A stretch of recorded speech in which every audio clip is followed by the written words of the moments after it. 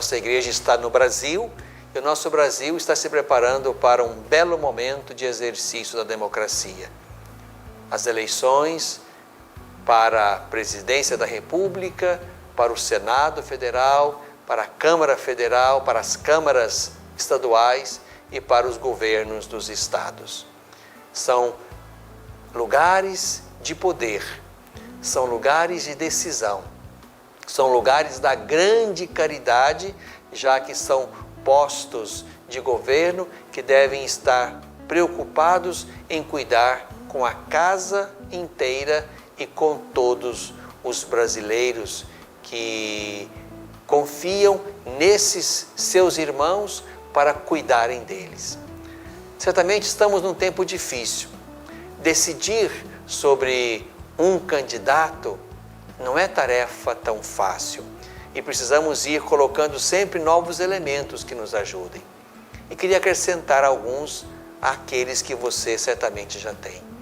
Em primeiro lugar, meu irmão, minha irmã, é preciso que nós, na ótica da fé, a partir da opção religiosa que nós fazemos, é preciso escolher candidatos cujos planos de governo Deus assinaria embaixo. Isto é, candidatos cujas propostas não afrontem Deus, não afrontem aquilo que para Deus é verdadeiramente importante. Aqui podemos pensar na vida, em todos os seus momentos. Aqui podemos pensar nos mais pobres, aqueles a quem Deus ama preferencialmente. Aqui podemos pensar, sobretudo, naqueles que não receberam até aqui os benefícios sociais que mereceriam, como brasileiros de categoria inferior, como tratados até aqui, e que mereceriam de fato ser reconhecidos como os demais irmãos e irmãs com os mesmos direitos aos bens e ao bolo social que deveria ser dividido de forma mais igualitária. Então essa certamente é uma condição importante.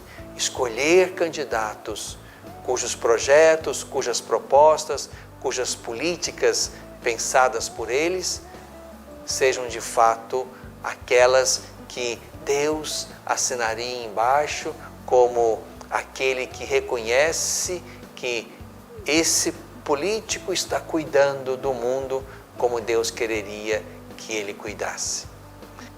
Depois, é importante também nós entendermos e recuperarmos o que foi uma conquista para o Brasil, a ficha limpa.